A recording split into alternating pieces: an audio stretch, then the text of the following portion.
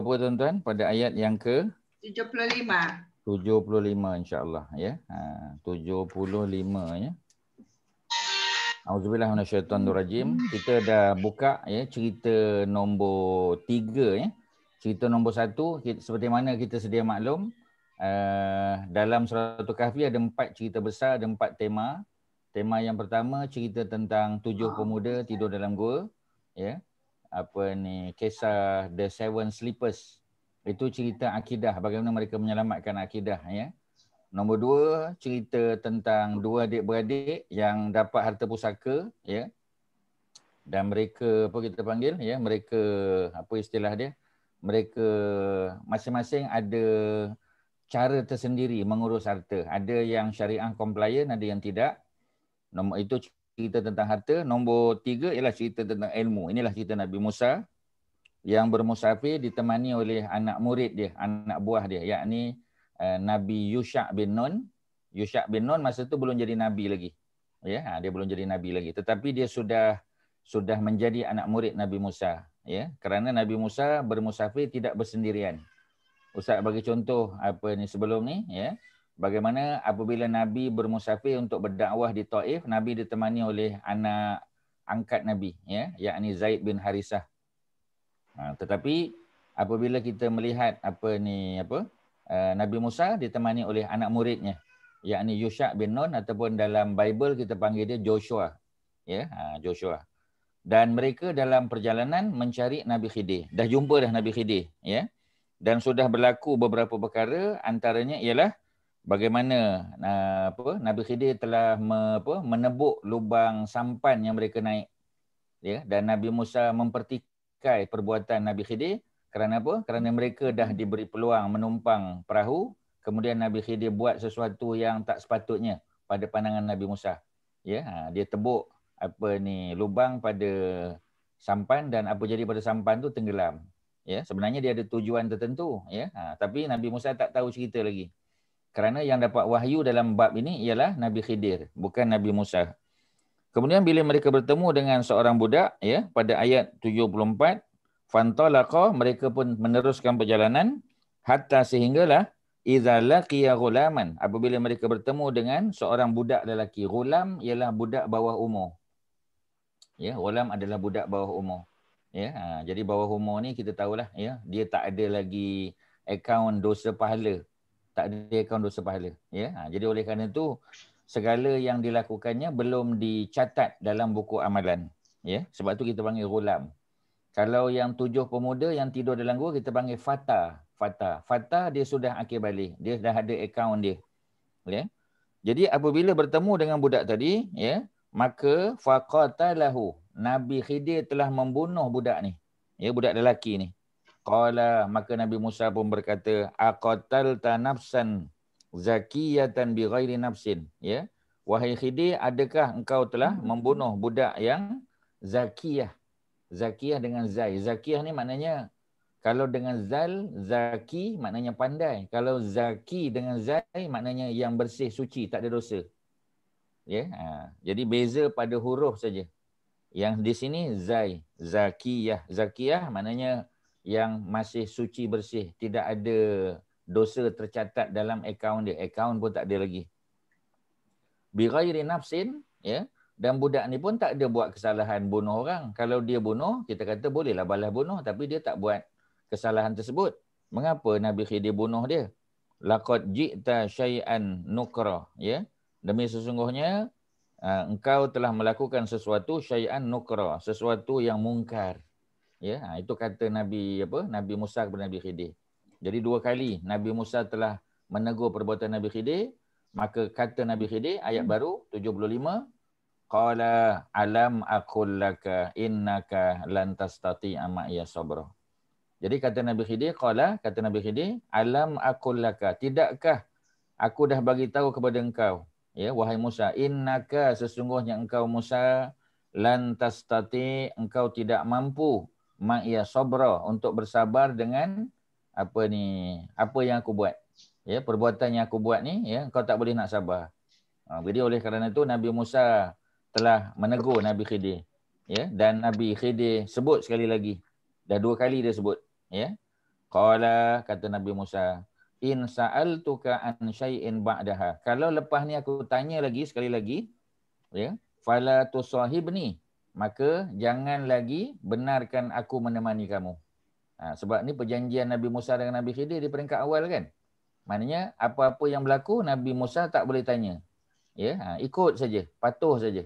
Nanti bila sampai waktunya baru Nabi Khidir akan cerita tentang mengapa, ya, reasoning, mengapa perkara-perkara tersebut dilakukan.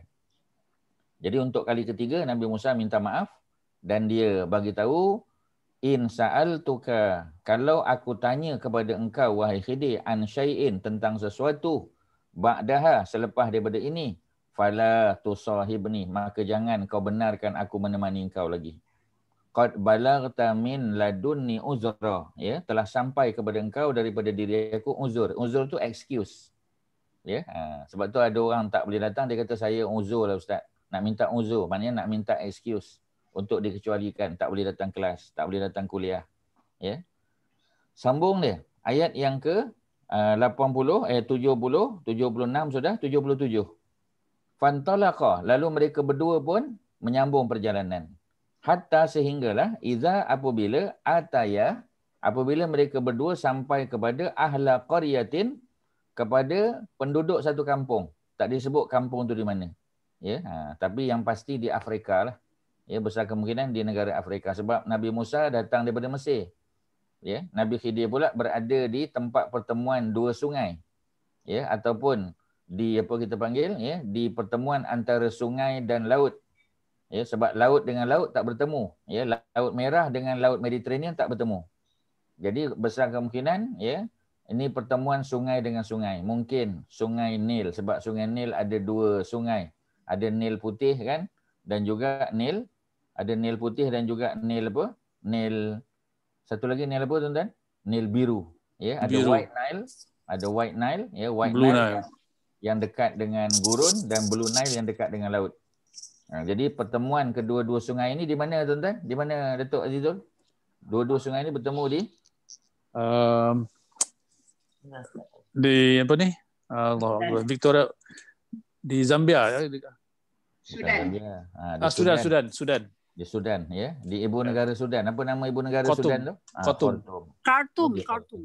Ya, dengan kha, ya, Khartoum. Ya, bukan dengan kaf, ya. Dia Khartoum. Jadi Khartoum ialah ibu negara Sudan, tempat pertemuan antara White Nile dengan Blue Nile. Jadi kemungkinan besar di situlah tempat dia. Ada yang kata mungkin di pertemuan Sungai Nil dengan Laut Mediterranean.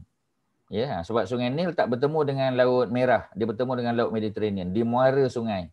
Maknanya di hilir sungai. Ketika sungai nak masuk ke laut pun boleh jadi juga. Jadi tak tahu di mana, ya. Kalau pertemuan antara Sungai Nil dengan Mediterranean itu di Egypt lah. Tapi kalau pertemuan antara White Nile dengan Blue Nile itu berada di Sudan, yang di Khartoum. Ya. Jadi mereka pun sampai di satu kampung.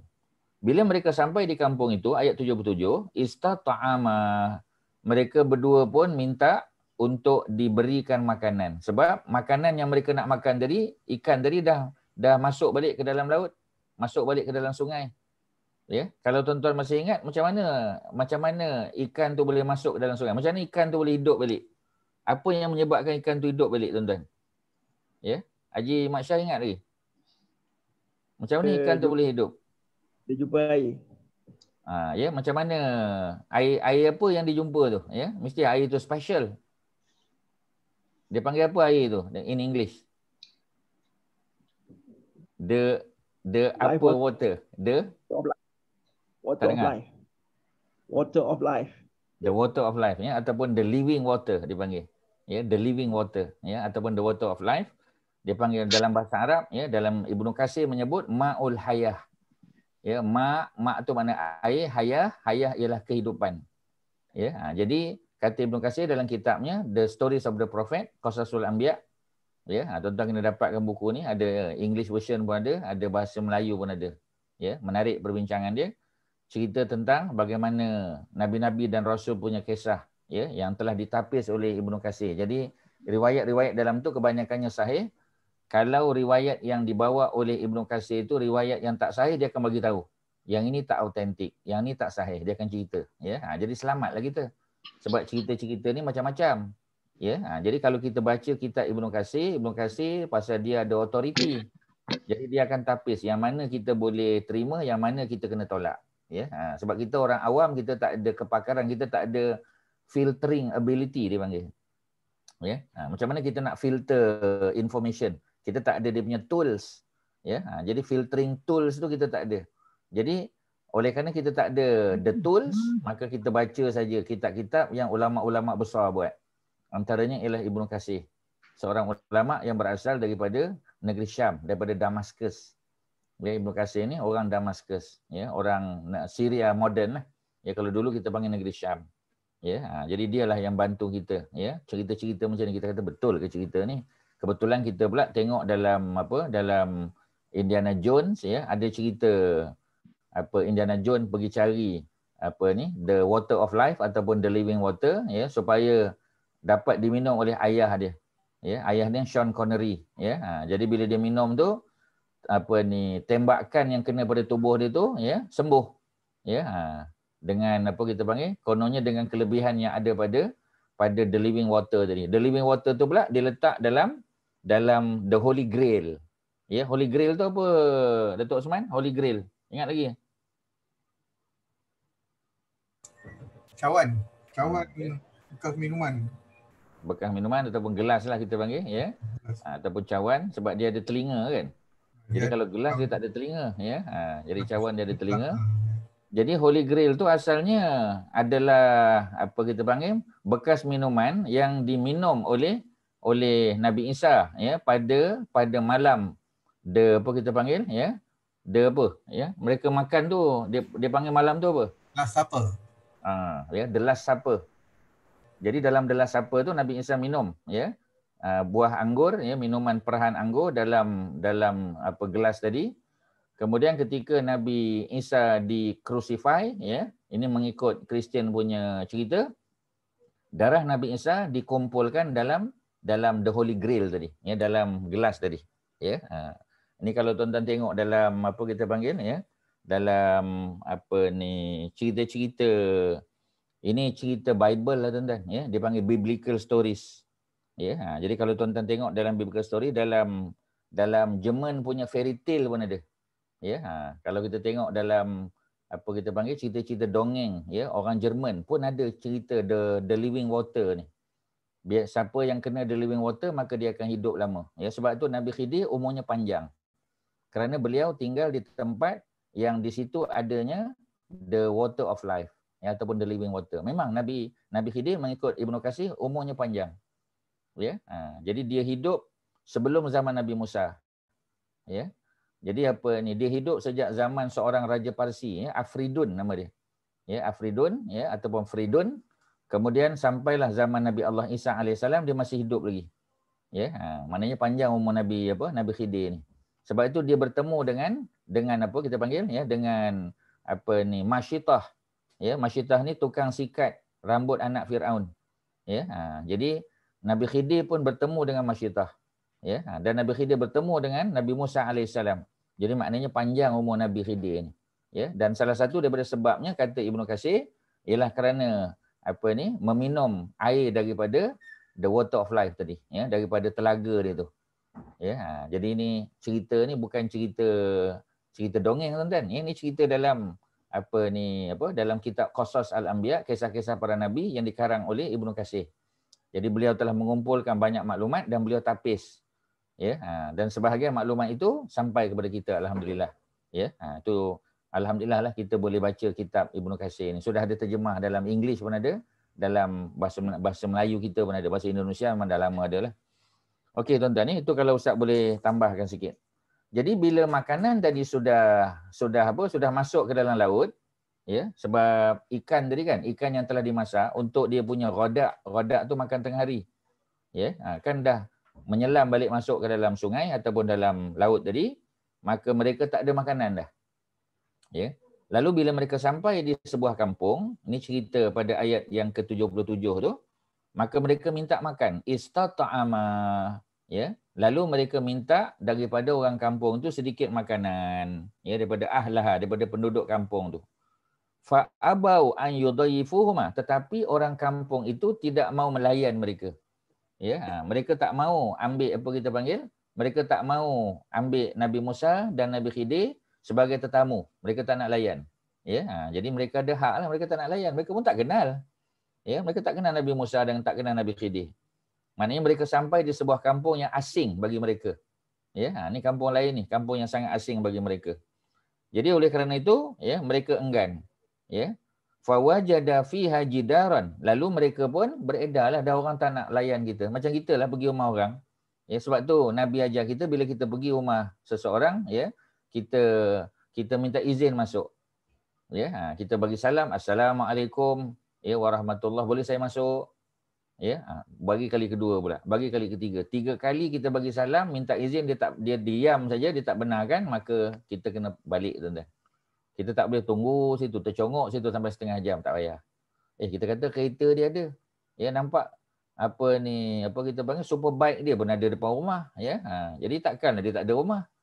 Ya, kalau kita nak kata dia pergi meronda ke apa kita panggil, ya, taman rekreasi air panas di apa Sungai Kelah tu kan.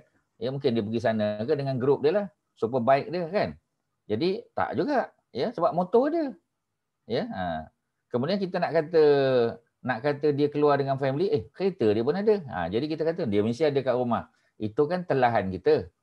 Ya. Dan dia pun tak jawab kita punya pertanyaan. Maknanya kita bagi salam dia tak jawab. Kita tekan loceng dia tak jawab. Maknanya dia tak bersedia untuk terima tetamu. Ya, salah kita juga sebab apa kita tak WhatsApp awal-awal. Sebab tu dengan teknologi komunikasi sekarang ni patutnya kita bagi tahu dulu. Ya, kita bagi tahu Haji Jamal apa ni dalam pukul 10 pagi besok saya nak datang rumah, boleh ke? Kita tanya. Ya, ataupun kalau tak sesuai, bila yang boleh? Jadi Haji Jamal kata kalau ustaz nak datang, ustaz datang pada 16 hari bulan. Ya, pandai dia 16 hari bulan, PKP dah tuan-tuan.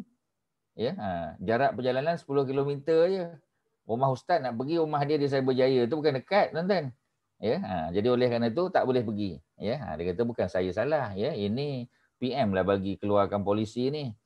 Jadi nak bagi tahu supaya tidak mengganggu tuan rumah tadi. Ya, jadi oleh kerana itu maka mereka pun beredar. Dan masih di kampung tu, ya, maka mereka berdua menemui jidaran fawajada. Lalu mereka berdua berjumpa fiha di kampung itu jidar. Jidar ni macam kita kata tembok lah. Ya, macam dinding, satu dinding yang yuridu an yang qadda, yang nak tumbang lah. Dinding tu dah sengit nak tumbang. Ya. Bila dinding dia dah sengit nak tumbang, maka apa yang berlaku tuan-tuan? Yang berlaku ialah fa aqamahu. Lalu Nabi Khidir dia tegakkan balik. Dia sangga benda tu, tak tahu pakai apa, kita tak tahulah, tak cerita. Dia simen balik ke, tapi dia tegakkan balik tembok tu, jangan bagi tembok dinding tu jatuh. Ya, qala, lalu Nabi Musa pun respon. Nabi Musa tak tolong pun.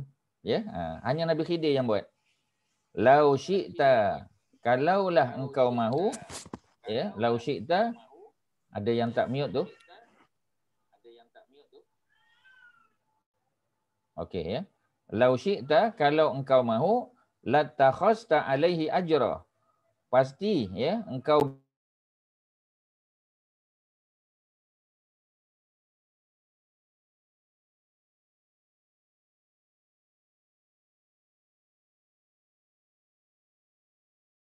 message.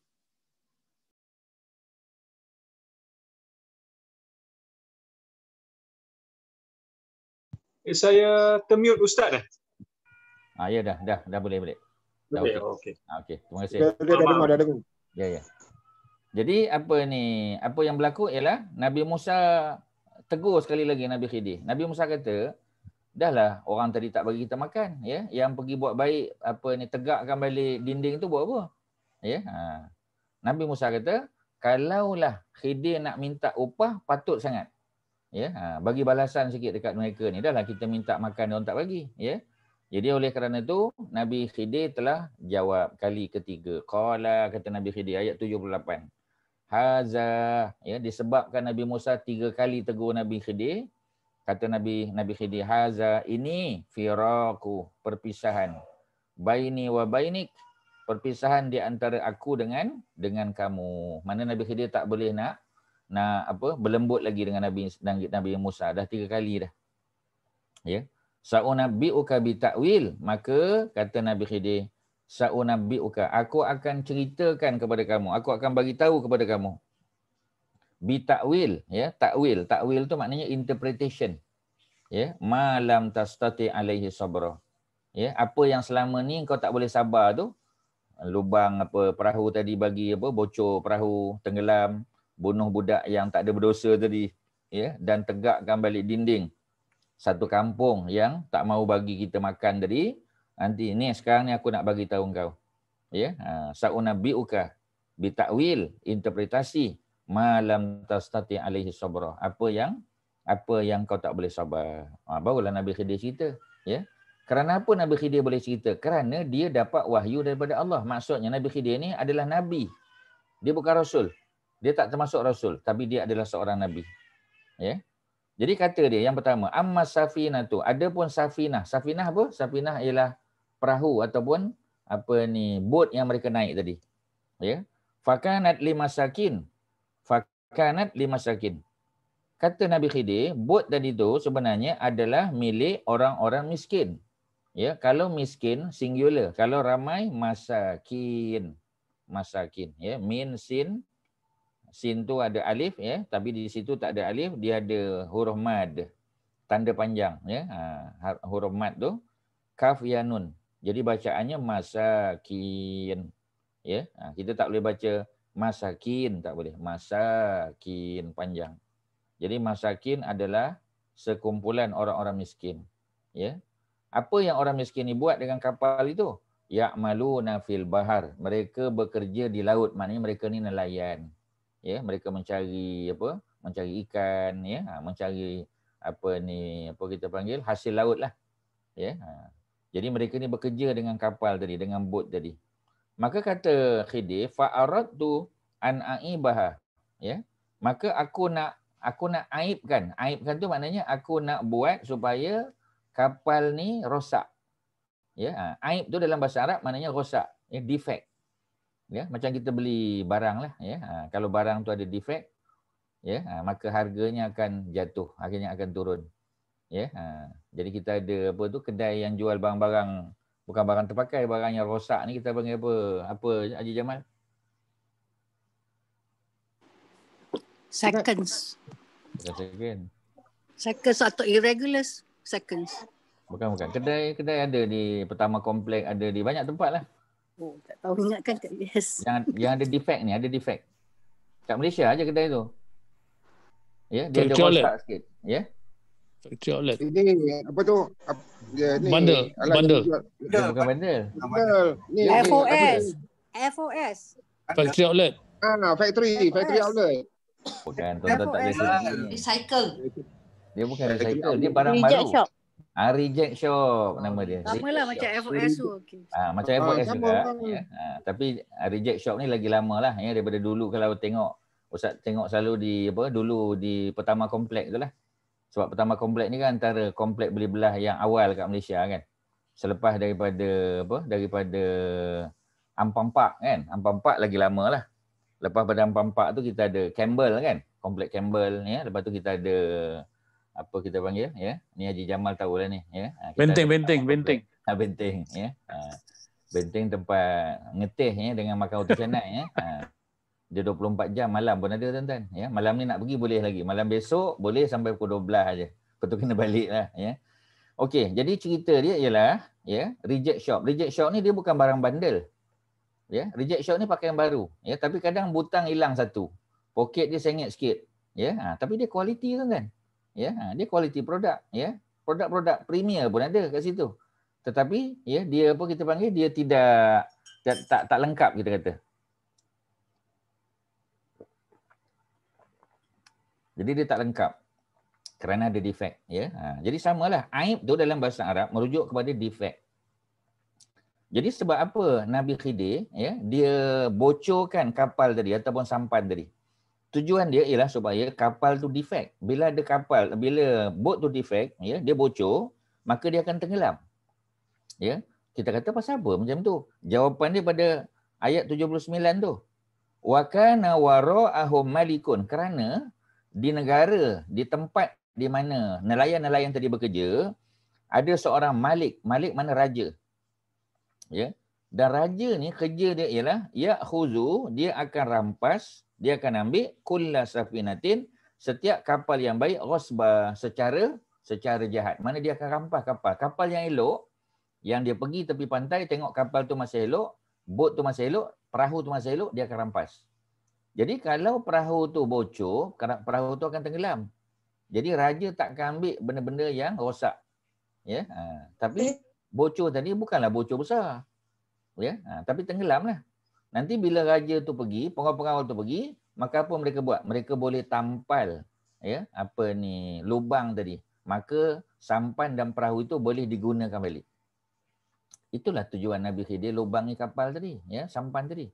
Supaya raja yang jahat itu, Al-Malik tadi, dia tidak ambil kapal tadi secara paksa, ya. Barulah Nabi Musa tahu, oh itu sebab dia.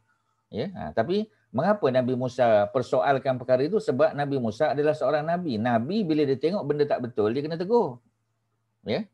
Terutamanya yang kedua ni, wa ammal ghulam, ada pun budak lelaki tadi, kanak-kanak lelaki tadi. Fakana abawahu, ya.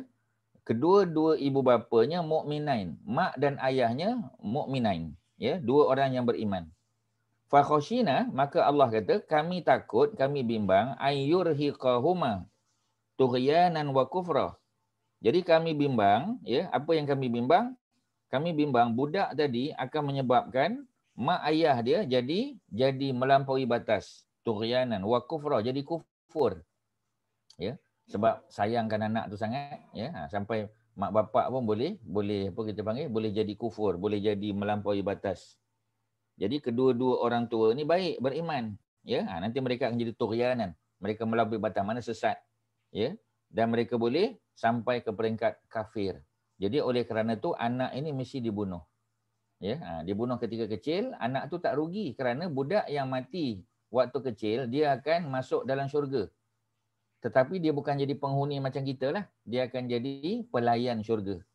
Ya, kita panggil wildanun mukhalladun, kanak-kanak yang mati sebelum akhir balik, nanti di akhirat mereka akan jadi pelayan syurga. Mereka akan jadi waiter, ya, jadi waitress. Jadi mereka akan melayan kita, tapi duduk dalam syurga. Ya, kalau macam kita tak ada peluang lah, sebab kita dah lebih pada, dah bukan akhir balik lagi. Ya, dah nak balik dah kita ni tuan-tuan. Ya, jadi oleh kerana tu, maka apa yang berlaku ialah kita akan jadi penghuni syurga. Ya, mereka akan jadi pelayan kita. Jadi sebab itu dibunuh budak tadi. Ya. Kemudian fa'aradna an yubdilahuma. Maka kata Allah, kami akan gantikan untuk kedua ibu bapa tadi, ya, Rabbuhuma, ya, Tuhan mereka akan gantikan khairan minhu, anak yang lebih baik daripada yang dibunuh tadi. Zakatan wa aqraba ruhma, yang lebih suci, ya, yang lebih baik, wa aqraba ruhma, dan lebih sayang pada mereka. Jadi budak tadi bukanlah berdosa tak, ya, tapi dia dari segi kasih sayang dengan mak ayah dia kurang sikit. Ya, tidak berapa rapat. Jadi oleh kerana itu Allah perintah Nabi Khidir bunuh budak tadi, kanak-kanak tadi, dan sedihlah mak bapak dia, betul, tapi Allah gantikan dengan anak yang lain. Maknanya isterinya akan mengandung balik, ya, dan melahirkan anak yang lebih baik, jauh lebih baik daripada anak yang dibunuh oleh Nabi Khidir. Itulah cerita dia. Sebab tu Nabi Khidir bunuh. Ya, sebab kalau dia besar nanti, dia akan menyesatkan mak bapak dia. Dia akan menyebabkan kedua ibu bapanya kufur, ya, kepada Allah Subhanahu Wa Taala. Nah, ya, nombor 3. Wa ammal jidar, ada pun jidar, ada pun tembok tadi, dinding tadi. Fakana li ghulamain, maka tembok itu adalah milik dua orang budak lelaki. Ghulamain, yatimain, anak yatim. Bapa mereka dah meninggal. Fil Madinah, yang duduk di Madinah, di bandar. Ya, jadi di negeri tersebut ada bandar, dan budak-budak tadi, dua orang budak ni dia duduk di bandar. Wa kana tahtahu, di bawah tembok ataupun benteng tadi tu, ya, dia punya dinding tadi ada kanzun. ada kanzun, ada harta apa kita panggil, ada harta korun lah. Bukan harta korun tu punya, korun duduk di Mesir. Ya, maknanya kita panggil harta korun. Ya, macam kita selalulah ya. Kita kalau ustaz di kampung ni ya, belakang rumah tu kita backyard kita tu, kita cangkul kita apa, kadang jumpa benda-benda pelik lah yang berharga. Ya, kita pun kata harta korun. Korun pun tak pernah sampai di Malaysia, tuan-tuan. Ya, kita duk sebut selalu harta korun. Kita selalu sebut harta korun, bukan korun punya pun. Tapi nak bagi tahu betapa korun tu kaya sungguh. Ya, kita jumpa di belakang rumah pun kita panggil harta korun. Ya, tapi istilahnya ialah harta yang ditemui, harta terjumpa, terpijak kita kata. Jadi harta tu ada di bawah tembok tadi. Kalau tembok tu tumbang, kalau tembok tu runtuh, maka nanti tak ada dia punya landmark dia. Ya, budak-budak tu tak tahu nak cari ke mana. Sebab itulah Nabi Khidir dia tegakkan balik. Supaya nanti bila budak-budak tu besar, ya, maka bila budak tu datang cari, dia ada landmark, ada tempat yang mereka akan jumpa. Ya, Ustaz pernah pergi ke Fatani. Ya, kami ada buat rombongan daripada Universiti Putra Malaysia, ya, ni tahun 2003 lah, mungkin 2004 dulu. Ya, jadi ni cerita lama lah tuan-tuan, ya, lebih kurang 16 tahun yang lalu. Kami buat lawatan ke Thailand, ya. Kita masuk ikut Bukit Kayu Hitam. Ya, kita masuk sampailah ke Yala, ya, kita ziarah sampai ke Fatani sana. Ya, jadi bila sampai di sana kita ziarahlah, antaranya ialah Masjid Hang Tuah. Ya, Masjid Krisik, ya, satu kampung Krisik yang dikatakan Hang Tuah pernah sampai di situ. Perigi Hang Tuah pun ada di situ. Ini mengikut cerita orang kampung lah, ya. Kemudian kita mencari seorang tokoh ulama daripada Palembang. Ya, nama dia Abdul Somad. Ya, bukan Ustaz Somad tu, ya. Ini Abdul Somad Al-Falembani. Falembani maknanya dia daripada Palembang, ya. Palembang di Sumatera lah, tuan-tuan. Ya, jadi mungkin sebahagian kita ada asal usul datang daripada Palembang. Ada orang Aceh, ya, ada orang daripada Bukit Tinggi, ya, daripada Medan, ya, daripada Palembang. Palembang ni adalah tempat parameswara lah. Ya, parameswara sebelum dia datang ke Melaka, dia adalah raja, dia adalah anak raja Palembang. Ya, jadi kalau mengikut Pak Hamka, parameswara ni, ya, dia bukan parameswara, dia permaisura. Pasal kalau dia perempuan, isteri dia permaisuri. Jadi kalau lelaki permaisura, bukan parameswara. Ini Pak Hamka sebut dalam kitab dia, ya, Sejarah Umat Islam yang dikarang oleh Profesor Hamka, ya, beliau sebut, ya, kemungkinan besar gelarannya paramis, bukan parameswara tapi permaisura. Ya, jadi tak tahulah, ya, ini dia punya kajian dia. Jadi permaisura itu datang daripada Palembang, dia kahwin dengan putri Majapahit. Majapahit Jawa, ya, dan mereka ni Hindu. Asalnya mereka ni Hindu. Tapi kemudian apa yang berlaku, ya, yang berlaku ialah mereka didatangi oleh pendakwa dan mereka masuk Islam. Parameswara pun masuk Islam, isteri dia pun masuk Islam. Bila Raja Majapahit, ya, Sultan Majapahit tahu bahawasanya anak dan menantu dia masuk Islam, maka marahlah dia. Dia hantar pasukan tentera dia untuk menyerang Palembang. Bila parameswara tahu, ya, bahawasanya dia akan diserang oleh bapa mertua dia, maka mereka melarikan diri ke Temasek. Temasek ialah Singapura lah. Ya, sampai di Temasek, akhirnya mereka naik lagi ke Tanah Melayu, mereka sampai di Melaka. Itu yang buka Melaka. Itu cerita yang ada dalam Sejarah Umat Islam yang dikarang oleh Profesor Dr. Hamka, ya, yang berasal daripada Bukit Tinggi. Ya, jadi Bukit Tinggi ni tempat sejuk, tuan-tuan, menarik lah.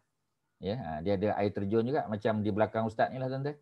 Ya, tuan-tuan boleh gambarkan, ya, betapa betapa nyamannya duduk dekat dengan air terjun ni, tuan-tuan, ya. Walaupun kita basahlah sikit belakang kita kan, ya, tapi tak apalah, tuan-tuan. Sekali-sekala, ya. Jadi alhamdulillah, ya, bukan senang nak dapat pengalaman, ya, malam-malam duduk dekat air terjun ni, tuan-tuan, ya. So itulah cerita dia. Jadi budak tadi, ya, 2 orang anak yatim, ya, mereka bila besar nanti, ya, di sini disebut, ya, fa arada rabbuka, Tuhanmu, ya, mahu ayyablugha, ketika mana budak-budak 2 orang tadi telah sampai ashuddahuma, telah sampai umur dewasa, ya, wa yastakhrija kanzahuma, mereka akan pergi ke tempat tadi. Dia punya landmark dia ialah tadi, ya. Ustaz kata tadi dia punya dinding. Kalau yang Ustaz pergi tadi dengan grup Fatani tadi, ya, Persatuan Sejarah Islam Thailand, ya, Muslim Thailand, kami pergi ke satu tempat kubur. Kita cari kubur Abdul Samad Al-Falimbani tadi. Seorang tokoh ulama hebat daripada Palembang, ya, daripada tempat asal Parameswara. Jadi apabila orang Islam, ya, berlawan dengan orang Siam, maka orang Islam telah meminta bantuan daripada orang-orang Islam yang berada di tanah Melayu. Jadi orang tanah Melayu pun tolong. Ya, ada datang daripada Sumatera, termasuk daripada Palembang. Jadi Syekh Abdul Samad Falimbani daripada Palembang, dia datang dengan anak-anak murid dia. Dan beliau telah sampai di Fatani, mereka berperang lawan dengan orang Siam. Ya, dan Syekh Abdul Samad Falimbani terbunuh. Ya, beliau syahid dalam peperangan lawan dengan orang Siam, dan kuburnya telah disembunyikan. Maknanya beliau dikebumikan pada waktu malam. Ya, pada waktu malam dikebumikan. Ya. Kemudian dikebumikan pula bukan di tanah perkuburan orang Islam. Sebab kalau dikebumikan di tanah perkuburan orang Islam, orang Siam akan datang, dia koreknya kubur Syekh Abdul Samad dan dia akan cincang-cincang lumat jenazah dia. Jadi apa orang Islam kena buat? Dia kena sembunyikan. Maka mereka telah berpakat, ya, dengan satu keluarga orang Siam yang kita kata yang ada hubungan baik dengan orang Islam. Ya, jadi jenazah Syekh Abdul Samad Falimbani telah disemadikan di kampung Siam tadi, di dekat dengan kawasan Patani jugalah. Ya, dan apabila apabila nak tahu di mana dia punya kebun kubur tadi, telah ditanam sebatang pokok. Ya, di situ. Jadi umur pokok tu ialah berapa tahun Syekh Abdul Samad Falimbani ni telah disemadikan di situ.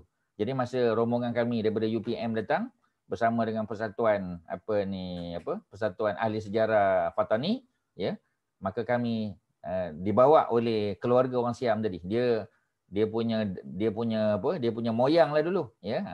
Datuk nenek dia yang tanam jenazah tadi. Ya, dengan bantuan orang Islam lah. Jadi ini cucu atau cicit dia pula sekarang. Jadi dia yang tunjukkan kepada kami, ya. Cuma sekarang walaupun perkara itu telah diketahui oleh kerajaan Siam, tapi kerajaan Siam tak buat apalah. Ni kerajaan Siam zaman masa berlawan dengan orang Islam dulu, tuan-tuan. Itu cerita dia. Jadi maknanya ada pokok sebagai landmark dia. Kalau dalam kes cerita budak, ya, dua anak yatim tadi, ada tembok, ya, yang Nabi Khidir tegakkan balik supaya dia jadi landmark nanti. Jadi bila budak-budak tu besar, wa yastakhrija kanzahuma, mereka akan gali balik, ya, harta korun, ya, barang-barang berharga yang ada dalam tanah di bawah tembok tadi. Rahmatan min rabbik, ini sebagai rahmat daripada Tuhanmu. Jadi rahmat ni, tuan-tuan, ada banyak maksud dia, ya. Tapi yang pasti rahmat ni daripada Allah Subhanahu Wa Taala. Rahmat bagi 7 pemuda yang menyelamatkan diri, ya, daripada raja yang zalim tadi. Apa yang Allah bagi kepada mereka? Selamat daripada dibunuh. Selamat iman mereka, itu rahmat yang mereka dapat, kasih sayang Allah. Ya. Manakala dua adik-beradik yang berebut tadi, ya, yang bukan berebut, ya, yang berbeza cara pengurusan harta dia. Macam mana dia manage harta dia, tuan-tuan. Ya, asset management dia macam mana? Sama ada asset management tu syariah compliant ataupun tidak. Yang syariah compliant, alhamdulillah selamat dia. Tapi yang tak syariah compliant, Allah datangkan kilat yang menyambar, bakar habis kebun dia. Ya, dan akhirnya dia menyesal dan bertaubat kepada Allah Subhanahu Wa Taala. Itu rahmat bagi dia, tuan-tuan, supaya dia tidak sesat. Nombor 3 ialah kepada Nabi Musa. Ya, tengok cerita Nabi Musa. Nabi Musa mengaku sebagai orang yang paling alim dalam dunia. Allah tegur dia. Allah kata, Musa, kau pergi bermusafir sampai di tempat pertemuan antara dua sungai ataupun sungai dan laut, kamu akan berjumpa dengan seorang lelaki yang ada ilmu, yang dapat wahyu, yang ilmunya, ya, adalah ilmu yang kamu tak ada. Nabi Musa tak tahu cerita ni, tuan-tuan. Ya, ini semua Nabi Khidir yang tahu. Jadi oleh kerana itu, ya, maka ini adalah rahmat juga. Bukan rahmat kepada Nabi Musa dan rahmat kepada Khidir, rahmat kepada orang yang diselamatkan tadi. Ya, sebagai contoh budak tadi, kalau dibiarkan budak tu besar, budak tu akan jadi jahat. Jadi oleh kerana itu dibunuh ketika kecil, maka dia akan masuk, end up nanti di mana? Di syurga juga. Mak bapaknya pun selamat daripada kekufuran. Allah gantikan pula dengan anak yang baru, yang lebih beriman dan lebih sayang pada mak ayah dia. Ini semua rahmat daripada Allah. Begitu juga dua budak anak yatim tadi. Ketika mereka besar, mereka boleh keluarkan harta tadi. Wa ma fa'altuhu an amri, dan aku tidak lakukan perkara ini ya kerana suka-suka hati, an amri, bukan aku yang buat keputusan. Ya, jadi maknanya dia dapat wahyu, tuan-tuan. Ya, inilah bukti, inilah ayatnya. Wa ma fa'altuhu an amri. Ayat 82 adalah ayat yang menunjukkan bahawasanya Nabi Khidir dapat wahyu. Ya, beliau adalah seorang nabi, sebab tu kita panggil dia Khidir, Nabi Khidir. Wa zalika ta'wil, inilah dia takwil, interpretasi malam tastati alaihi sabra, apa yang engkau tidak boleh bersabar. Ya, selesailah tuan-tuan. 80 apa ni, ayat 82, 83 tu dah masuk cerita Zulkarnain dengan Ya'juj Ma'juj. Tuan-tuan ada apa-apa soalan yang tuan-tuan nak tanya? Silakan.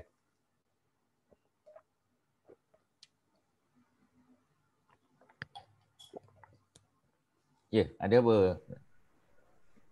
Ustaz, kalau silakan. the living water of life tu masih ada lagi ke sekarang ni? Mungkin ada tapi kita tak tahu lokasi dia. Oh. Ya. Lokasi kita tak tahu. Kalau kita trace macam cerita-cerita dongeng tu mungkin berjumpa lah kot. Kemungkinan lah. Ya. Tapi nak kena buat kerjasama dengan Nazi lah pula. Pasal Nazi yang duk cari selama ni. Ya. Ada orang kata Nabi Khidir masih hidup lagi sampai sekarang. Betul ya Ustaz? Nabi Khidir dah wafat. Nabi Khidir wafat. Ya. Nabi Khidir Allah panjangkan usia tapi beliau baginda telah wafat. Kerana apa? Ya. Kerana kalau Nabi Khidir masih hidup, Nabi Khidir kena datang tolong Nabi Muhammad masa perang Badar. Pasal perang Badar orang Islam hanya 305 orang saja. Jadi orang Islam menghadapi tentera musuh 1000 orang. Sebab itu Allah hantar malaikat Jibril dengan malaikat-malaikat yang lain untuk bantu Nabi Muhammad. Jadi para ulama sebut, Dr. Yusuf Qaradawi, ya, Profesor Dr. Yusuf Qaradawi sebut, malaikat yang duduk di langit pun Allah turunkan untuk bantu Nabi Muhammad. Ini kan pula Nabi Khidir yang duduk di bumi. Ya, tak kiralah dia duduk di laut ke, di atas gunung ke, di bukit ke. Kalau dia masih hidup pada zaman Nabi Muhammad sallallahu alaihi wasallam, beliau mesti bantu Nabi Muhammad dalam perang Badar dan perang seterusnya. Ya, kerana pada waktu itulah Nabi Muhammad memerlukan bantuan. Orang Islam dahlah senjata tak cukup. Ya. Kuda 2 ekor je tuan-tuan. Kuda 2 ekor saja. Ya, 2 ekor saja kuda. Ya, nak lawan ratusan kuda daripada tentera musuh. Ya, dahlah mereka kita panggil, ya. Mereka ini outnumbered. Ya, 300 lawan dengan 1000, 1 lawan 3 tuan-tuan. Persenjataan pula, ya, Abu Jahal, ya. Utbah bin Rabi'ah, mereka datang dengan senjata berat. Ya, mereka datang tu memang well prepared dengan baju besinya, dengan panahnya, ya, dengan kelengkapannya. Sedangkan orang Islam hanya datang untuk mengambil balik, ya, barang-barang mereka yang telah dirampas oleh orang-orang Quraisy. Ya, mereka tak bersiap sedia tuan-tuan. Sebahagian besar orang Islam tak bawa pedang, maknanya mereka bawa pisau, ya, ataupun senjata kecil saja. Sebab mereka bukan nak perang. Ya. Sebab itu sebahagian umat Islam telah menggunakan pelepah kurma. Itu pun pelepah kurma yang jatuh daripada pokok. Sebab itu kalau nanti kita belajar perang Badar, ya, tuan-tuan akan tengok bagaimana Nabi dan para sahabat, ya, berkemah dekat dengan kebun kurma. Ya, kerana bila dekat dengan kebun kurma, mereka boleh menggunakan apa tuan-tuan? Ya, sumber air. Pasal kebun dia ada telaga dia, sumber air dia. Ya, walaupun buah kurma kita tak boleh makan sebab dia ada penjaga dia. Ya, dia ada tuan punya dia.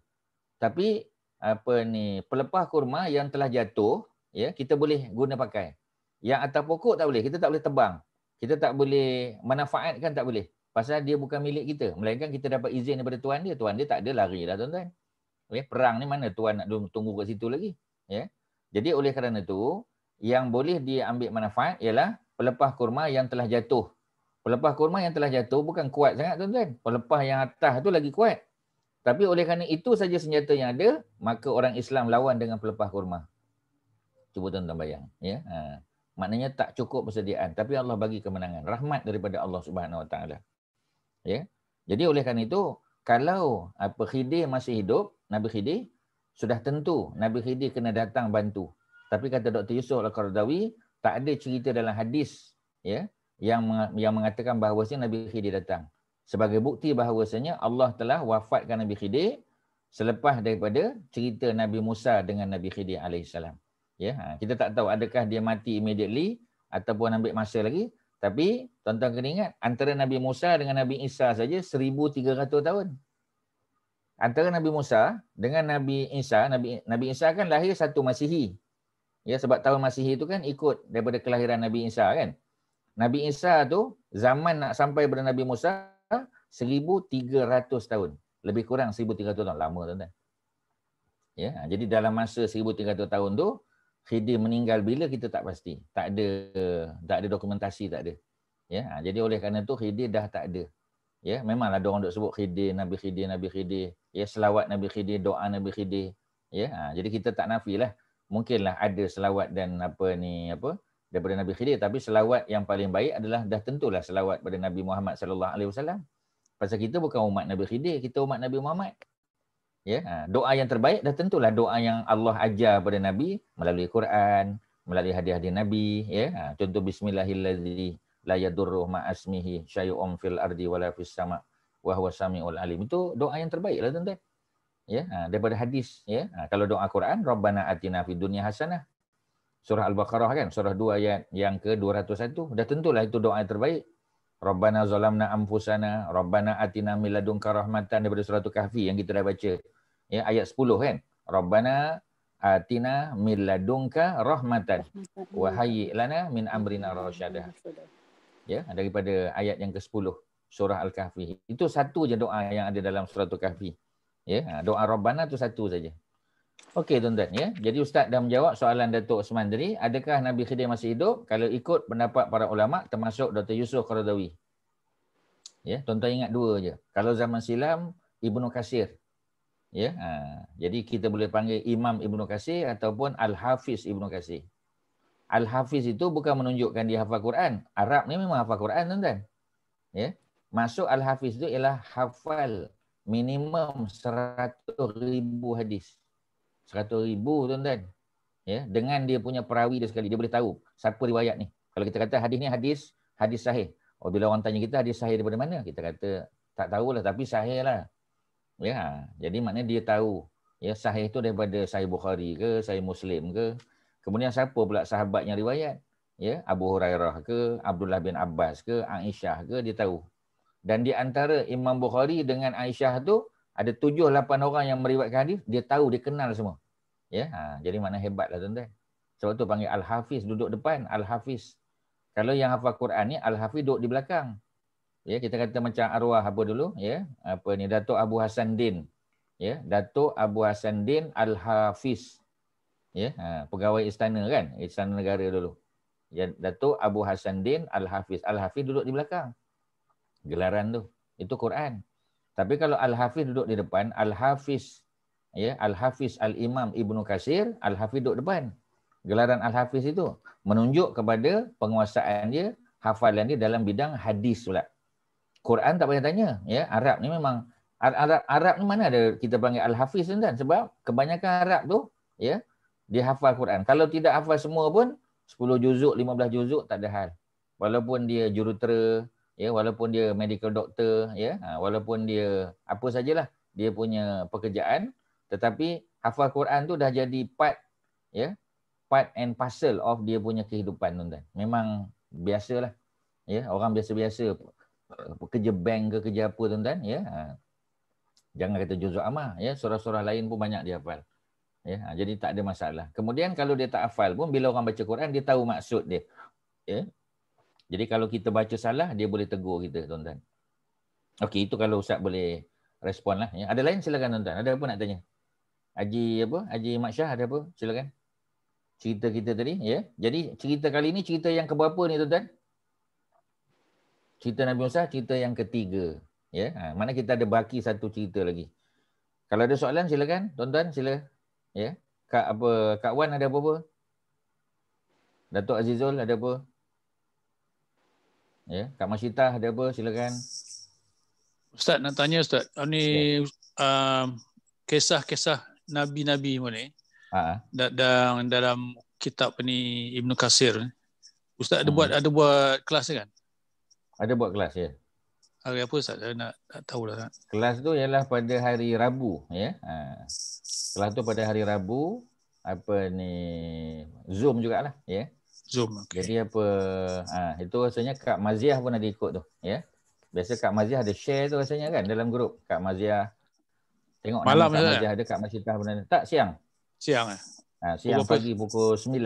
Oh, okey, insya-Allah. Terima kasih Ustaz. Jadi kalau tuan-tuan free pukul 9, ya. Linknya biasa Kak Maziah akan share lah. Sebab yang organize program ni pun di belah-belah di Bukit Damansara sana, Bukit Damansara di Kiara sana. Ya. Jadi terima kasih Ustaz. Ya, sama. Jadi boleh join lah. Ya, kita sekarang sedang bincang Nabi Nuh alaihissalam. Ya, Ustaz dah pernah buat dengan tuan-tuan Nabi Nuh, tapi kita baca surah Nuh saja kan. Tapi ini lebih detail lah. Ya, lebih detail lagi. Jadi patutnya kita mula dengan Nabi Adam. Ya, tapi Ustaz ambil nabi-nabi yang Ustaz fokus 5 nabi tu dulu. Yang kita panggil Nabi Ulul Azmi. Ulul Azmi ni maknanya daripada 25 tu kan. Ada 5 nabi-nabi dan rasul yang paling menghadapi cabaran hebat dalam kehidupan mereka. Mula daripada Nabi Nuh. Jadi Ustaz buat Nabi Nuh dulu. Ya, lepas Nabi Nuh nanti Nabi Ibrahim. Lepas Ibrahim Musa, lepas Musa Isa dan terakhir Nabi Muhammad sallallahu alaihi wasallam. Jadi bukan kita tak nak buat semua tapi panjang masanya. Jadi kita pilih dulu nabi-nabi dan rasul yang menghadapi cabaran paling hebat dalam dakwah. Ya, macam Nabi Nuh paling hebatlah. Dia berhadapan dengan penyembah berhala. Dia nabi dan rasul pertama yang berhadapan dengan penyembah berhala. Ya. Dan apa kita panggil? Ya, berlaku cabaran hebat sehingga Allah datangkan banjir besar. Sebab tu kita kena cerita Nabi Nuh dulu. Ya, lepas Nabi Nuh nanti Nabi Ibrahim pun berhadapan dengan penyembah berhala. Yang lebih hebat lagi, ya, bapa saudara dia, bapa angkat dia pula penyembah berhala juga, pembuat berhala. Yang lagi hebat tuan-tuan, ya, Nabi Ibrahim, dia dibakar pula hidup-hidup. Ya, kemudian Nabi Musa. Nabi Musa paling panjang ceritanya, ya, dan salah satu cerita Nabi Musa tu yang kita baru saja habis bincang, ya, di dalam Suratul Kahfi ni, ya, selesai pada ayat 82 tadi, ya. Panjanglah cerita Nabi Musa ni. Bermula daripada 2 minggu juga, ya, kita cover daripada ayat yang ke-60 sampai 82, ya. Maknanya 22 ayat juga tuan-tuan. Jadi ini cerita Nabi Musa, kita baca lebih lanjut dalam Qasas Al-Anbiya. Qasas Al-Anbiya tu ialah kisah-kisah para nabi. Ustaz guna pakai satu buku ensiklopedia para nabi dan rasul, nanti Kak Maziah boleh share dengan grup lah. Ya. Itu kalau Ustaz boleh share dengan tuan-tuan lah, ya. Cuma kita tak buat setiap minggu baca kitab Qasasul Anbiya, Ustaz selang-seli. Ya, yang grup itulah, ya, grup Bukit Damansara tu. Yang pertama kita kalau minggu ni kita buat Stories of the Prophet, minggu depan kita buat sirah. Ustaz selang-seli. Ya, macam sini jugalah, ya, kita buat akhlak dan juga tadabbur. Jadi tak adalah subjek yang sama. Jadi kita punya spektrum ilmu tu lebih luas lagi lah, ya. Okey, ada lain silakan tuan-tuan. Ada apa-apa silakan. Ya. Tajuk-tajuk yang di luar pun boleh je. Ya, tak mesti kita fokus kepada apa yang kita bincang pada malam ni. Ya, silakan.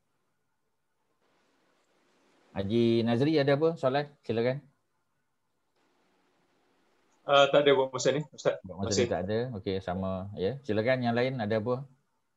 Ya, ada masa lagi tuan-tuan? Ada. Assalamualaikum Ustaz. Waalaikumsalam tuan-tuan. Ya. Saya nak tanya Ustaz 5 soalan boleh tak? Oh, 5 soalan, ya. Alhamdulillah 5 lah. Ingatkan 10 tadi. Boleh, okay, boleh. Ustaz. Silakan. Kita selalu kan Ustaz, kita baca Subhana Rabbiyal Azimi tu 3 kali, Subhana Rabbiyal A'la 3 kali kan? Lepas tu baru ni saya dengar ada Ustaz cakap online, dia kata kalau kita baca 7 kali, kita boleh masuk syurga. Ustaz bagi tu pencerahan sikit. Okey, maknanya kalau baca 3 kali itu yang biasalah kan? Ya. Tapi kalau kita baca 7 kali, kali ada hadis kata kita boleh masuk syurga. Betul ke Ustaz? Wallahualam, kena tanya Ustaz tadilah, ya. Daripada mana sumber dia. Hadis tu cuma kalau nak dia ada baca, kalau Kak Masyitah boleh share hadis tu daripada mana, nanti Ustaz boleh check dekat Ustaz punya database. Itulah nanti kena tanya balik dengan Ustaz tu lah. Sebab hari tu kita online, dia Facebook tak boleh nak tanya sangat. Tanya balik. Itulah, tak apa. Lagi satu jadi kalau kata boleh Ustaz dapat. Nanti saya tanya kat dia. Okey Ustaz, lagi satu. Kalau boleh. Selalu kita solat sunat 2 kali kan, 2 rakaat kan. Tapi kita boleh juga solat sunat terus 4 rakaat. Selalu kita kalau solat sunat buat 2 rakaat. Tapi kalau kita boleh buat terus 4 rakaat pun ada beza ke Ustaz? Dari segi pahala ke?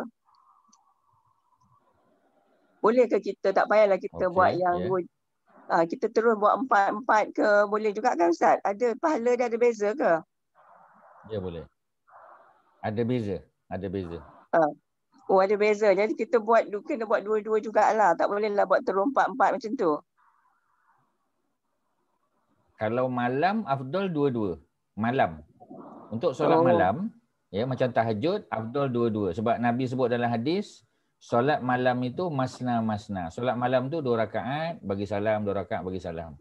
Tapi untuk solat 4 rakaat, maknanya contoh bukan semua ya, macam duha tak boleh buat 4. Pasal Nabi tak pernah tunjuk. Duha tetap 2. Tapi kalau qabliyah zuhur boleh 4. Betul. Ya, qabliyah zuhur boleh buat 4 sekali. Yang beza dia tak ada tasyahud awal lah. Tahiyat awal tak ada. Terus saja. Rakaat pertama, rakaat kedua, rakaat ketiga sama, rakaat keempat baru tasyahud akhir. Jadi kita cepatlah sikit dan ada kelebihan pula. Walaupun qabliyah zuhur ni boleh juga buat 2-2, boleh. Ya, sebab siang dan malam memang boleh buat 2-2. Cuma kalau 4 biasanya kita buat siang saja. 4 ni siang saja. Ya. Macam tahajud tu tak boleh lah. Tahajud tu tak boleh lah 4 Ustaz. Tahajud tak pernah ada. Cuma kalau tarawih boleh buat 4. Tapi jarang lah orang buat. Ya. Kalau Ustaz pengalaman di negara Arab biasanya ada imam tertentu ya, dia buat 4 sekali. Mana tak ada tahiyat awal. Ya, maknanya tarawih itu 4 rakaat, kemudian bagi salam 4 rakaat, bagi salam terus buat witir. Ya, ini orang Arab biasa buat. Memang Nabi pernah buat, tapi kebiasaan Nabi buat 2 juga. Tapi kalau tahajud Ustaz tak pernah jumpa dalam hadis lah yang Nabi pernah buat 4 sekali. Ustaz tak pernah jumpa. Tarawih ada. Ya. Okey Ustaz, lagi satu Ustaz, kita selalu dengar yang masa Nabi dapat wahyu tu Ustaz. Sebenarnya dia dapat ke jumpa dengan Allah Ustaz? Tak pernah pula kita dengar dia macam mana dia dapat wahyu tu Ustaz? Dapat wahyu pertama di Gua Hira itu jumpa Jibril je. Yang Nabi bertemu dengan Allah, dijemput oleh Allah tu masa di malam Mi'raj itulah. Malam Mi'raj baru Nabi naik ke langit, bertemu dengan Allah, betul. So dia dapat jumpa Allah ke Ustaz? Tapi dia tak pernah ke cerita yang macam mana rupa Allah? Ada cerita. Ya ada ke Ustaz? Memang dia tak cerita rupa Allah macam mana. Ya, tetapi dia cerita. Itu hadis dalam riwayat Aisyah tu. Itu hadis Sahih Bukhari. Oh, dia tak cakap macam mana rupa Allah semua, dia tak bagi tahulah. Memang tak boleh. Memang dia tak cerita. Tapi bila Aisyah tanya pada Nabi, ya, Nabi bagi tahu aku melihat Allah seperti mana aku melihat. Ni Nabi bagi analogi kepada Aisyah macam kita melihat matahari pagi tu. Ya, ketika kita tengok matahari kan kita nampak mana boleh nampak solid kan? Matahari tengah. Jadi Nabi bagi tahu pada Aisyah macam itulah gambaran. Ya, ketika aku melihat Allah Subhanahu Wa Taala. Memang Allah buka hijab. Ya. Oh, tak adalah dia nampak rupa bentuk muka dia, tak adalah. Macam mana Nabi tak sebut. Tetapi bila Aisyah tanya, Nabi kata aku melihat Allah, betul. Ya, dan Nabi berkata-kata dengan Allah. Allah lah yang bagi tahu Nabi. Itu yang baca apa kita panggil at-tahiyatul mubarakatus salawatut thayyibatulillah. Ya, itu kan antara Nabi dengan Allah Subhanahu Wa Taala. Yang sekarang ni kita rakamkan dalam tasyahud akhir kita. Ya. Jadi bertemu, kalau orang tanya Nabi melihat Allah, betul. Bagaimana Nabi melihat Allah? Seperti mana seseorang melihat matahari pada hari yang sangat panas. Itu saja. Macam mana besar, kecil, macam mana keadaan. Suara pun ada ke? Suara Allah semua dengan dia pun dapat? Pasti. Ya, pasti. Sebab itu biasa orang Yahudi dia muliakan Nabi Musa kerana dia kata Nabi Musa bercakap-cakap dengan Allah. Memang betul di Sinai. Ketika Allah datangkan kitab Taurat, kan Nabi Musa bercakap dengan Allah. Sebab tu Nabi Musa dipanggil Kalimullah, orang yang bercakap dengan Allah. Tetapi Allah muliakan Nabi Muhammad kerana Allah bercakap dengan Nabi Musa masa di dunia. Tetapi Allah bercakap dengan Nabi Muhammad ketika di langit. Jadi maknanya siapa lagi mulia? Ya, Nabi Muhammad sallallahu alaihi wasallam lagi mulia. Ya, itu cerita dia. Okey, satu lagi soalan? Okey. Lagi satu Ustaz, saya dah tersilap lah Ustaz. Hari tu Ustaz cakap baca yang surah Imran 190 hingga 200 tu. Saya ingat hari tu baca selepas kita solat tahajud. Bukan. Tapi itulah dah terbiasa tu, okey ke Ustaz? Oh tak apa, tak ada masalah. Boleh lah, sama je kan?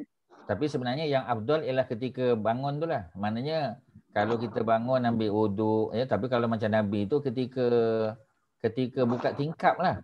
Ya, Nabi tengok keluar, ya, dan Nabi membaca, itulah, ya. Inna fi khalqis samawati wal ardh, ya, ayat 190 sampai 200.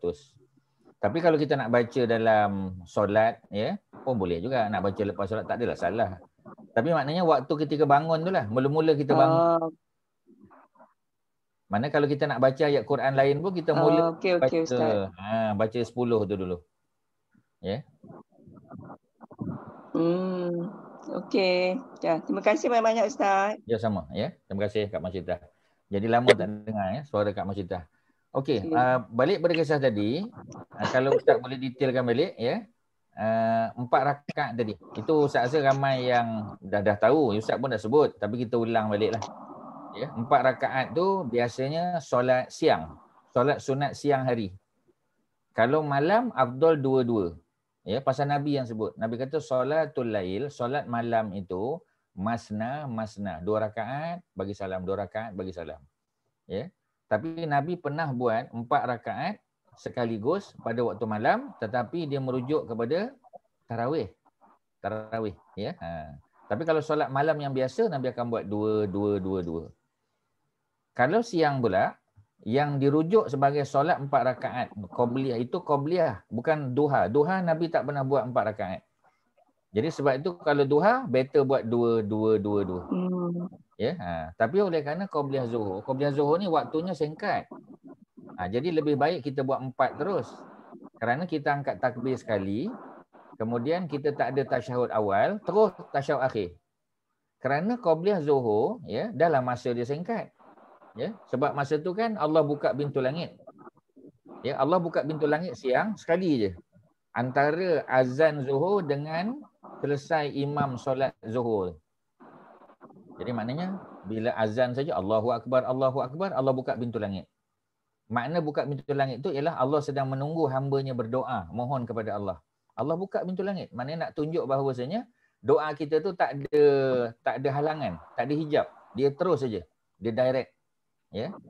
Kemudian bila Allah tutup balik pintu langit, ketika mana selesai solat zuhur diimamkan oleh imam lah. Ya. Jadi maknanya ada tempat cepat, ada tempat lambat, tapi jangka masanya tak panjang lah. Ya. Habis je assalamualaikum warahmatullahi wabarakatuh, selesailah. Ya. Jadi waktu tu waktu yang afdal berdoa. Salah satu cara kita berdoa ialah dengan membaca surah dalam solat. Maknanya masa solat sunat dari 4 rakaat tu, Nabi baca Fatihah dan Nabi baca ayat. Nabi baca Fatihah, Nabi baca ayat. Rakaat ketiga baca Fatihah, baca ayat. Rakaat keempat baca Fatihah, baca ayat. Mana 4 rakaat tu Nabi baca sesuatu. Dan tak mesti baca surah yang panjang-panjang. Kalau macam ustaz, ya, ustaz baca ayat-ayat Quran yang mengandungi makna doa. Ya, contohnya lepas Fatihah apa ni, waladdallin amin, apa kita baca, ya, antaranya. Mungkin Kak Faridah masih ingat, ya. Ustaz ada bagi ayat-ayat tertentu. Ya, antaranya kita baca ayat 127 surah Al-Baqarah. Ya, 127, 128 antaranya. Yang ada Rabbana semua.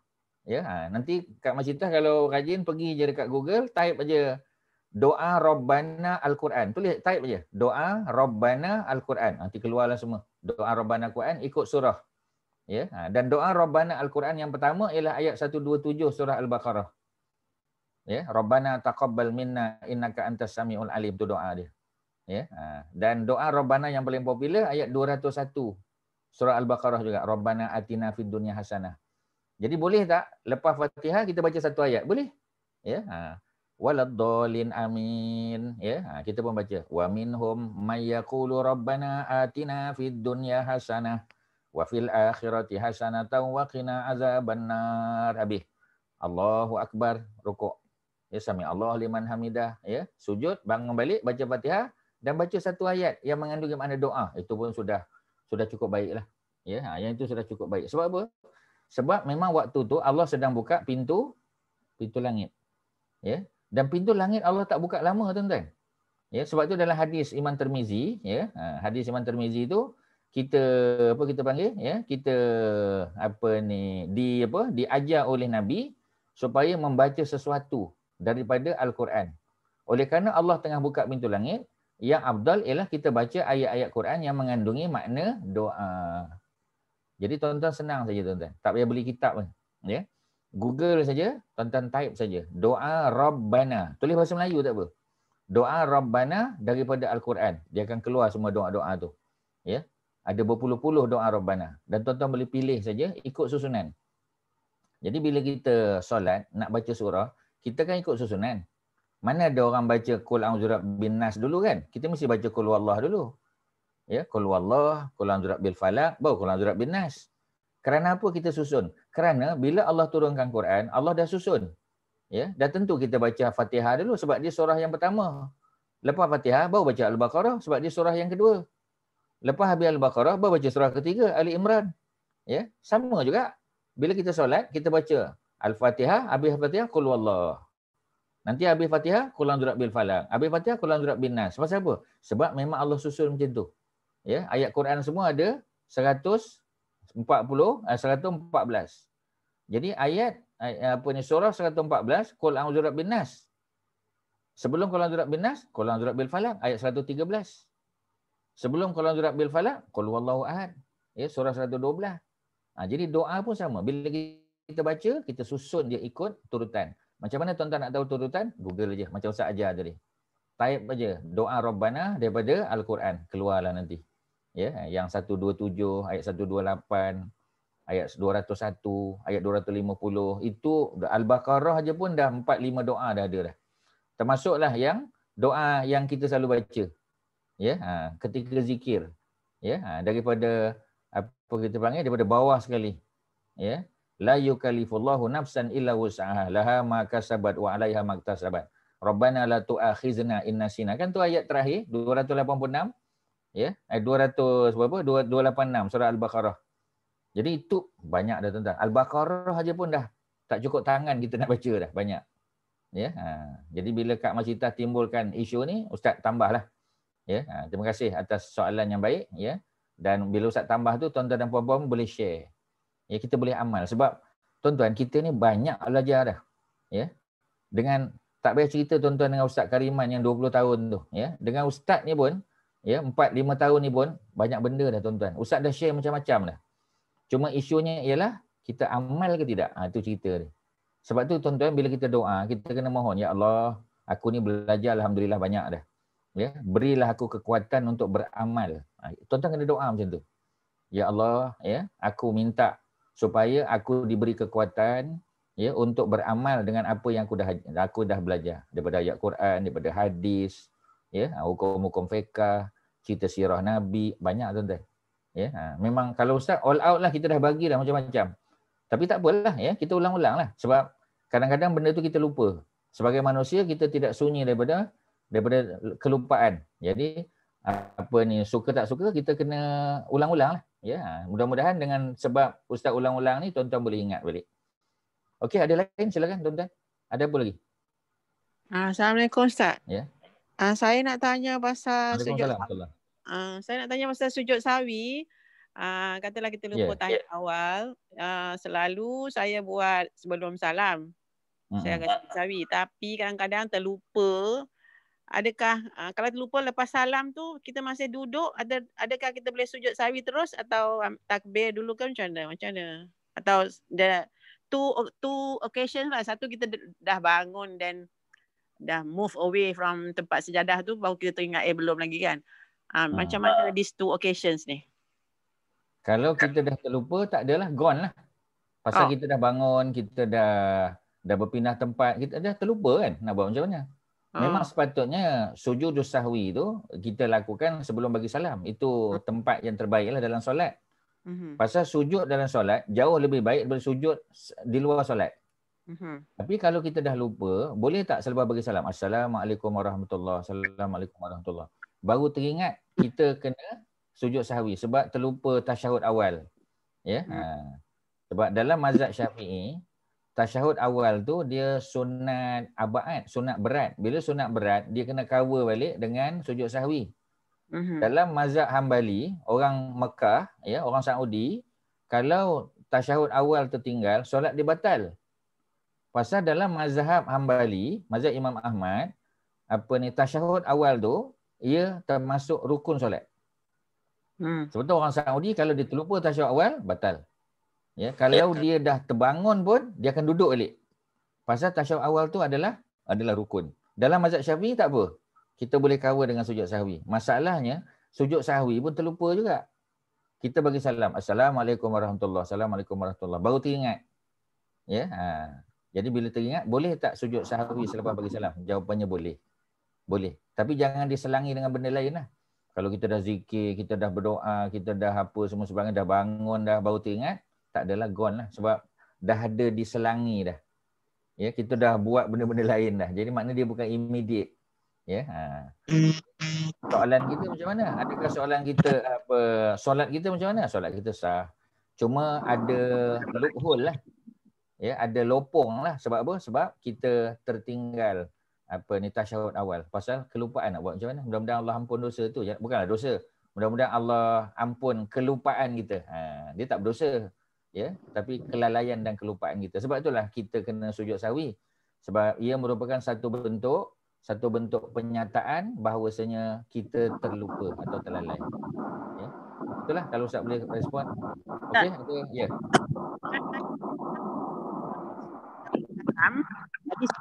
Tak dengar. Ada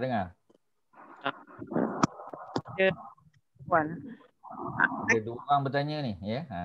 Lepas tu lupa tadi kan. Jadi sebelum bangun lagi, masih duduk tempat sujud tu, baru teringat. Boleh sujud terus ke macam mana? Boleh. Boleh sujud terus.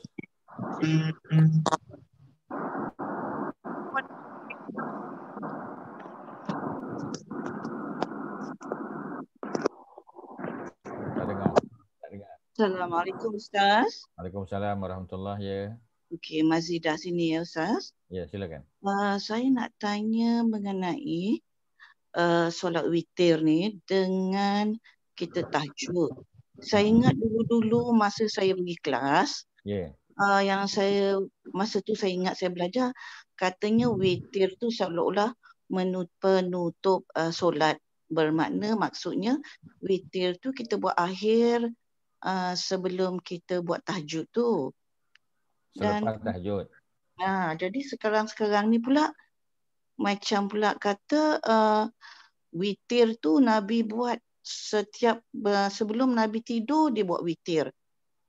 Dan tahajud buat dan tak payah buat witir. Saya macam a bit confused sekarang. Jadi sebenarnya lebih baguslah kita witir sebelum kita tidur tu kita buat sekali witir dan tahajud dan kita tak payah buat witir. Ataupun kalau kita dah tahu memang kita dah buat set alarm for tahajud tu, kita memang akan bangun tahajud, kita tak payahlah witir. Maknanya kita kena buat witir tu mengakhiri kita punya tahajud. Which sebenarnya Ustaz ya? Macam dah confused sikit kat situ. Itu saja. Terima kasih. Ya, terima kasih Kak Mazidah ya. Jadi jawapannya mudah aja. Dua-dua betul. Dia ada dua set. Ya. Sebab itu Ustaz bagi jawapan ialah dengan pertanyaan Nabi kepada dua orang sahabat. Antara sahabat Nabi yang paling rapat dengan Nabi adalah Nabi punya kita panggil bapa mertua. Bapa mertua Nabi antaranya ialah Abu Bakar. Ya, sebab Nabi kahwin dengan Aisyah, jadi Abu Bakar tu bapa mertua Nabi. Seorang lagi ialah Umar. Umar adalah bapa mertua Nabi juga kerana Nabi kahwin dengan anak dia Hafsah. Jadi dalam bab yang berkaitan dengan witir, Nabi pernah tanya Abu Bakar. Ya, dan ini dirakamkan dalam kitab solat witir. Nabi tanya Abu Bakar, Nabi kata, "Bila kamu witir?" Ya. Abu Bakar kata, "Aku witir sebelum tidur." kerana aku bimbang, aku tak terbangun malam. Bukan Abu Bakar tak bangun, tapi kebimbangan dia. Nak tunjuk dia nak buat juga witir, jadi dia buat in advance before dia tidur. Nabi puji Abu Bakar.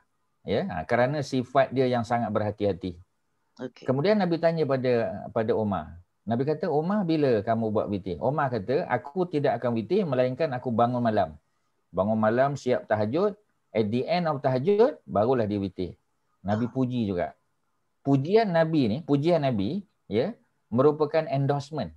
Bila Nabi puji, ya, Nabi endorse dua-dua. Maksudnya kita boleh pilih, ya. Maksudnya bagi orang yang sudah witir, kemudian dia tak terbangun malam tu, dia dah dapat pahala dah. Dia dah dapat pahala tahajud. Sebab kita jangan lupa, ya, solat malam bukan tahajud, solat malam, ya. Qiyamul lail. Qiyamul lail ni ada dua. Satu qiyamul lail sebelum tidur, satu qiyamul lail selepas bangun tidur. Qiyamul lail ada dua. Yang selalu kita diberi faham ialah qiyamul lail setelah bangun tidur lah.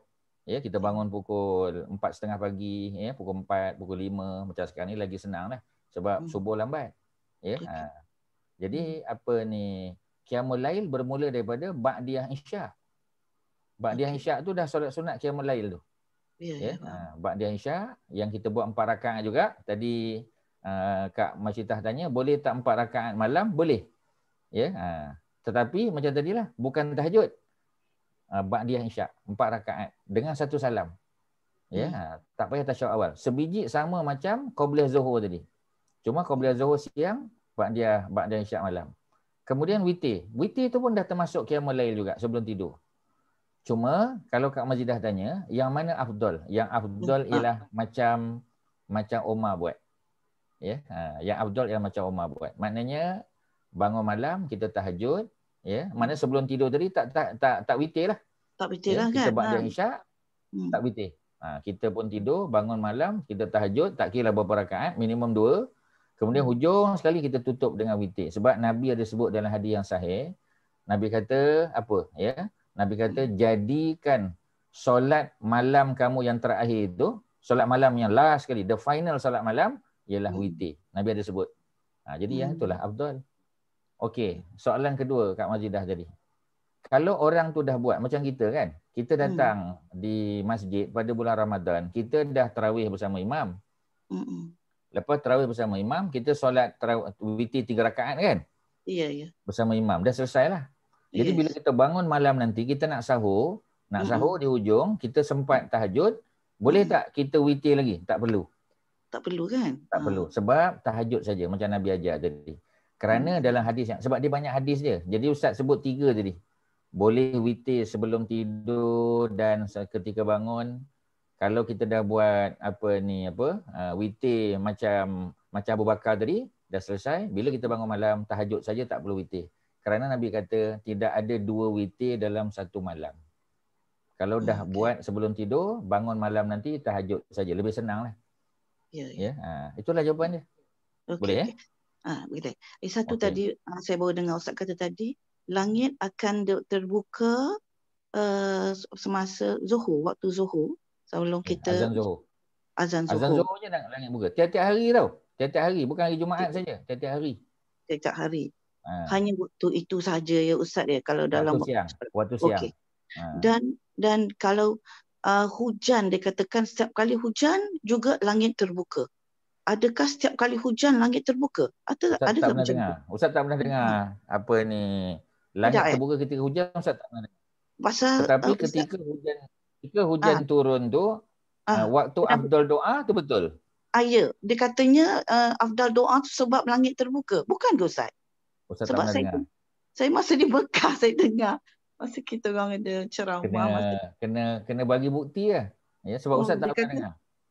Masa tu kami masa buat haji tu hujan. Jadi dia kata teruskan berdoa kerana jarang-jarang hujan di Mekah. Dan doa something like macam saya dengar dia kata langit terbuka. Tidak ya Ustaz ya? Ke saya salah dengar? Mungkin salah dengar. Ustaz tak yakin. Sebab tak ada bukti ya. Tapi kalau ketika hujan turun afdal doa itu memang betul. Ketika hujan turun kita afdal berdoa? Tidak ada Tapi kaitan pada- mengatakan langit terbuka, tidaklah. Tak ada. Tidak, Tetapi ya. yang afdal hujan yang afdal berdoa tadi kenapa ialah tu? pada permulaan hujan. Okey. Jadi mana Permulaan bukan hujan. tengah, bukan hujung boleh doa, tapi yang afdalnya di permulaan hujan. Oh, salah lah hujan. yang saya fahami seolah hujan. Jadi setiap kali kalau hujan, saya berdoa bila saya Betul membayangkan. lah doa, tapi bukan sebab pintu langit terbuka. Okey, Ustaz, tak apa. Saya betul Pintu langit terbuka pemikiran sekali saya. lagi Ustaz sebut, pintu langit terbuka ialah ketika masuk waktu. Masuk waktu tu macam mana kita nak tahu? Azan lah. Bila azan tu lah menunjukkan masuk waktu. Ikut tempat masing-masing lah. Dan bila berakhir, bila tutup balik pintu langit, ya, sebab ni ada hadis dalam dalam kitab Sunan At-Tirmizi. Hadis ni bukan hadis Bukhari, tapi hadis ni sahih. Ya, jadi itulah bukti dia. Okey, tuan-tuan dan puan-puan, terima kasih atas semua soalan. Alhamdulillah malam ni very produktif lah. Ya, banyak soalan yang datang. Ustaz rasa kita tuan-tuan banyak dapat manfaat daripada soal jawab ni. Ini yang kita nak sebenarnya tuan-tuan. Ya, jadi sekadar itulah ya. Terima kasih atas perhatian. InsyaAllah kita jumpa pada minggu depan lah untuk kuliah akhlak pula. Ya, wassallallahu ala sayyidina Muhammadin wa ala alihi wasahbihi wasallam. Alhamdulillah alamin.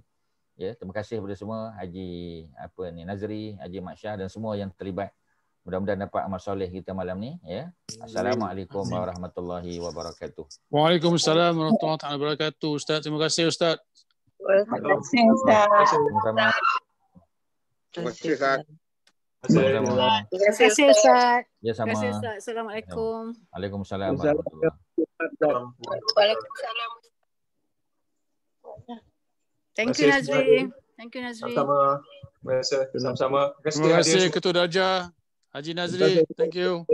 Assalamualaikum. Nazri, terima kasih. Sama-sama. Thank you. Night. Bye. Assalamualaikum. Terima kasih Nazri.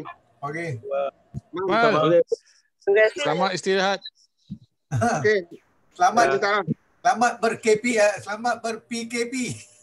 Okey. Aku lepas PKP aku sihat dah.